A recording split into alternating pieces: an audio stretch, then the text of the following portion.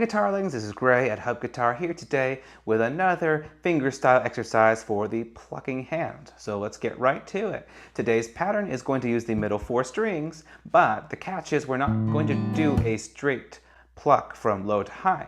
We're going to play the lowest note and the next lowest note.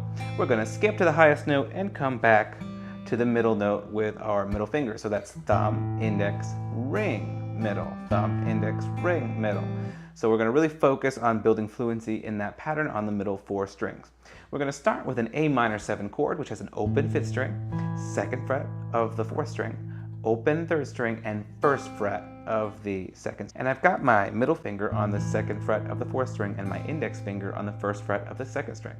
That's important because when I go to my C chord, all I would have to do is take my ring finger and sit it down on the 3rd fret of the 5th string, and you've got a C chord just like that.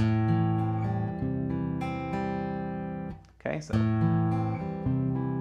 go ahead and look at your hand and say to yourself, thumb, index, ring, middle, thumb, index, ring, middle, and try to program that pattern into your mind. The next chord is an unusual one that kind of only works on guitar.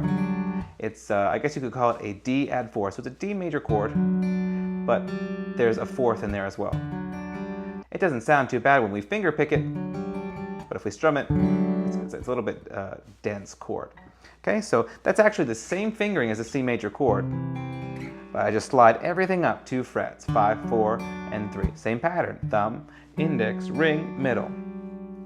The next chord is an E minor chord, but I'm going to keep sliding up so that my ring finger lands on the 7th fret of the 5th string, and then I'm going to put my index finger on the 5th fret of the 4th string. Okay, so I've got A minor 7, C, D, E minor. Now, as written, you're supposed to do each of these chords one time only, but I feel like you can probably double that up at least.